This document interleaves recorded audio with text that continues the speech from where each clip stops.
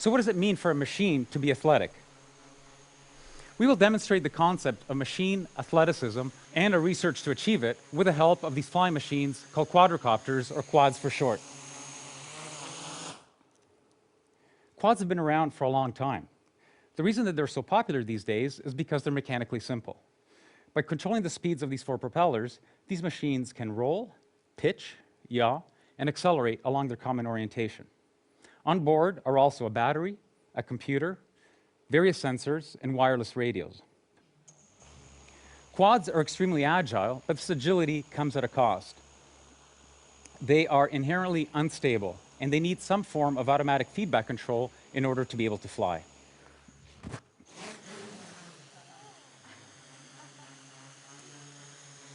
So, how did it just do that? Cameras on the ceiling and a laptop serve as an indoor global positioning system. It's used to locate objects in the space that have these reflective markers on them.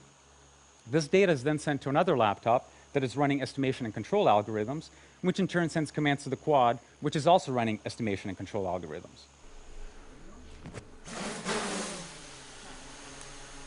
The bulk of our research is algorithms. It's the magic that brings these machines to life. So how does one design the algorithms that create a machine athlete? We use something broadly called model-based design. We first capture the physics with a mathematical model of how the machines behave.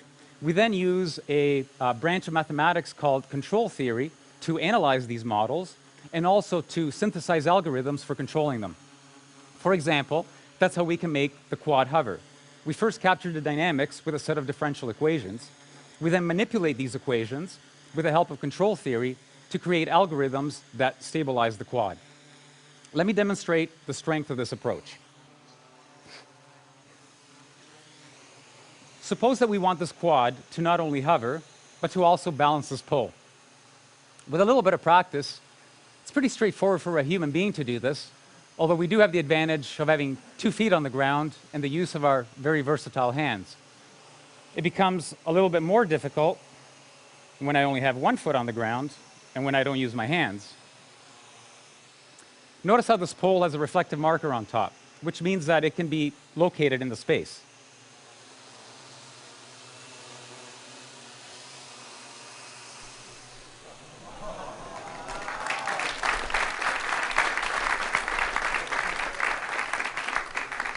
You can notice that this quad is making fine adjustments to keep the pole balanced. How do we design the algorithms to do this? We added the mathematical model of the pole to that of the quad. Once we have a model of the combined quad-pole system, we can use control theory to create algorithms for controlling it. Here you see that it's stable, and even if I give it little nudges, it goes back to the nice balanced position. We can also augment the model to include where we want the quad to be in space. Using this pointer, made out of reflective markers, I can point to where I want the quad to be in space, a fixed distance away from me.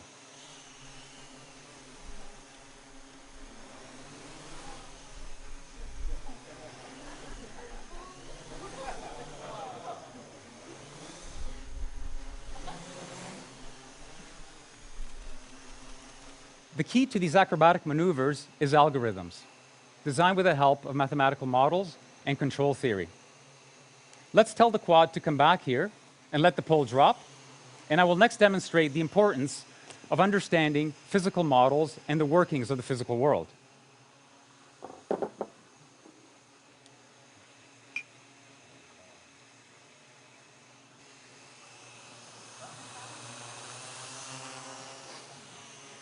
Notice how the quad lost altitude when I put this glass of water on it. Unlike the balancing pole, I did not include the mathematical model of the glass in the system. In fact, the system doesn't even know that the glass of water is there.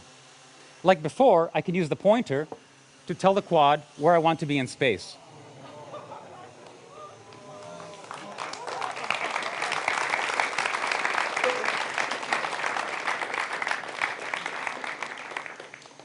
Okay, you should be asking yourself, why doesn't the water fall out of the glass? 2 facts. The first is that gravity acts on all objects in the same way. The second is that the propellers are all pointing in the same direction of the glass, pointing up. You put these two things together, the net result is that all side forces on the glass are small and are mainly dominated by aerodynamic effects, which at these speeds are negligible.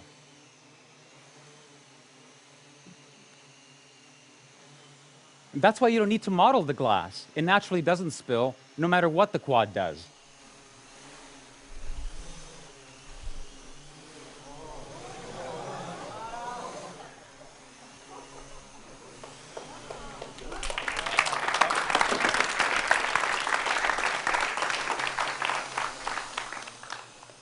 The lesson here is that some high-performance tasks are easier than others, and that understanding the physics of the problem tells you which ones are easy and which ones are hard. In this instance, carrying a glass of water is easy, balancing a pole is hard.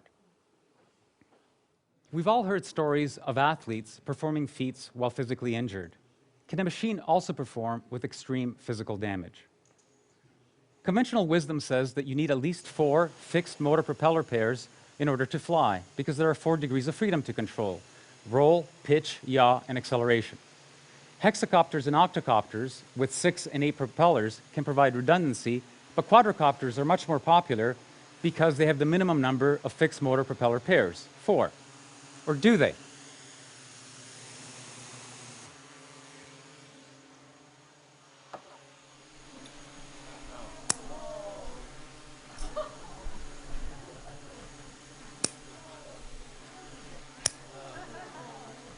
If we analyze the mathematical model of this machine with only 2 working propellers, we discover that there's an unconventional way to fly it.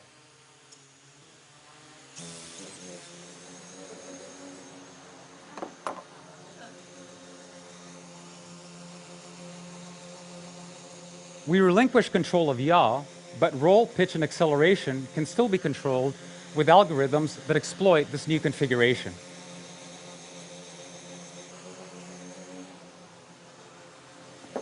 Mathematical models tell us exactly when and why this is possible. In this instance, this knowledge allows us to design novel machine architectures or to design clever algorithms that gracefully handle damage, just like human athletes do, instead of building machines with redundancy.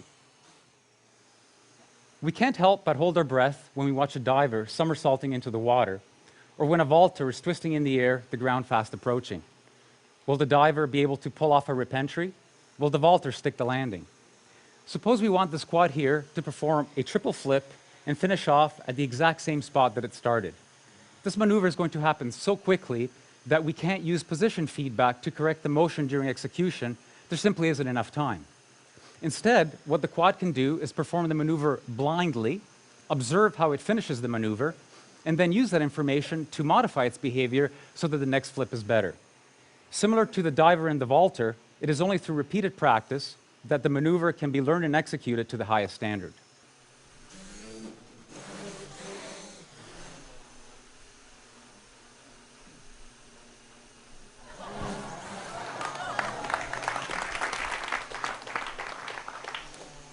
Striking a moving ball is a necessary skill in many sports. How do we make a machine do what an athlete does seemingly without effort?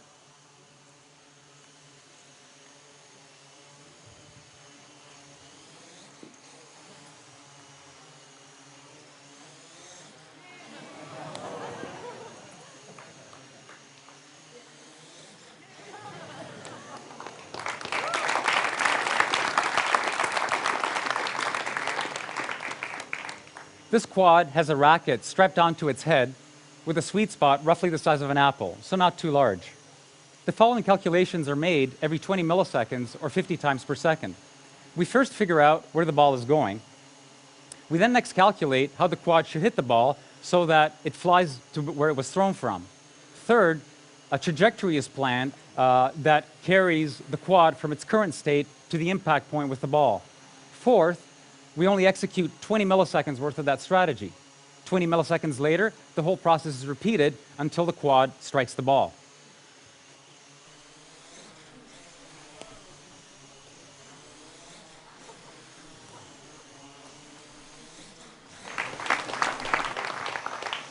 Machines can not only perform dynamic maneuvers on their own, they can do it collectively.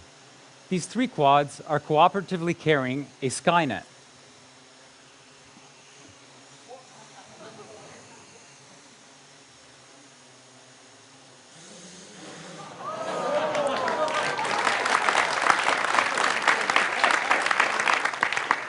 They perform an extremely dynamic and collective maneuver to launch the ball back to me. Notice that at full extension, these quads are vertical.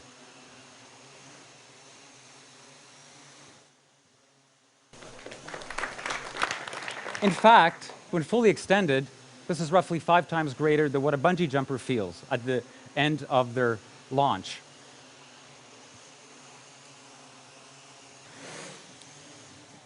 The algorithms to do this are very similar to what the single quad used to hit the ball back to me. Mathematical models are used to continuously replan a cooperative strategy 50 times per second. Everything we have seen so far has been about the machines and their capabilities. What happens when we couple this machine athleticism with that of a human being? What I have in front of me is a commercial gesture sensor, mainly used in gaming. It can recognize what my various body parts are doing in real time. Similar to the pointer that I used earlier, we can use this as inputs to the system. We now have a natural way of interacting with the raw athleticism of these quads with my gestures.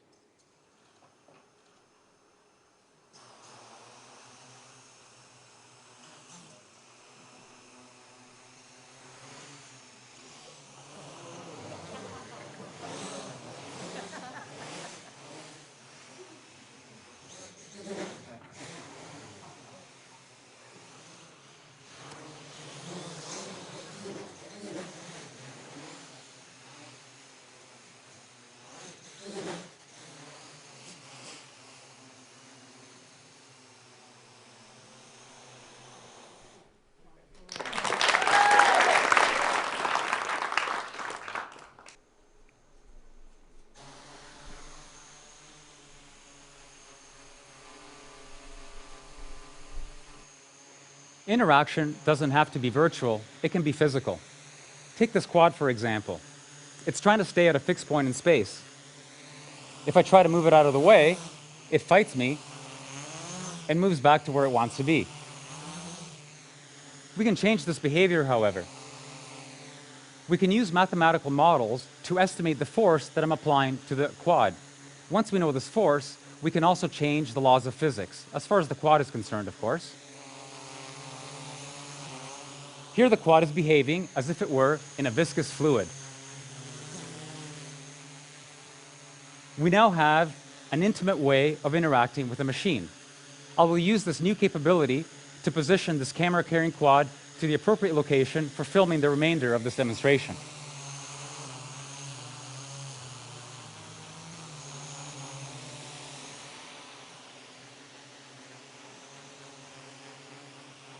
So we can physically interact with these quads, and we can change the laws of physics. Let's have a little bit of fun with this. For what you will see next, these quads will initially behave as if they were on Pluto. As time goes on, gravity will be increased until we're all back on planet Earth. But I assure you we won't get there. Okay, here goes.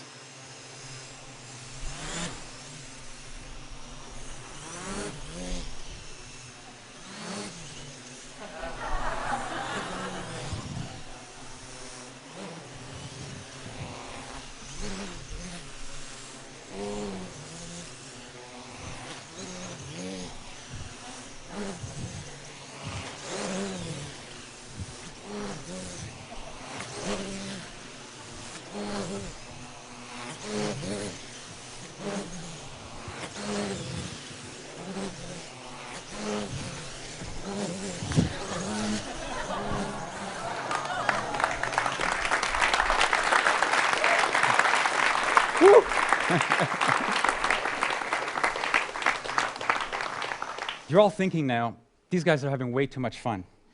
And you're probably also asking yourself, why exactly are they building machine athletes?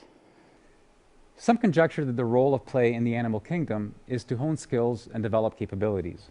Others think that it has more of a social role, that it's used to bind the group. Similarly, we use the analogy of sports and athleticism to create new algorithms for machines, to push them to their limits. What impact will this breed of machine have on our way of life? Like all our past creations and innovations, they may be used to improve the human condition, or they may be misused and abused. This is not a technical choice we are faced with, it's a social one. Let's make the right choice, the choice that brings out the best in the future of machines, just like athleticism and sports can bring out the best in us.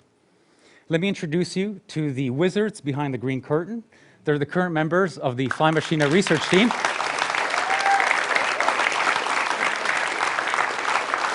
Federico Gugliaro, Dario Brescianini, Marcus Henn, Sergei Lupashin, Mark Muller, and Robin Ritz. Look out for them. They're destined for great things. Thank you.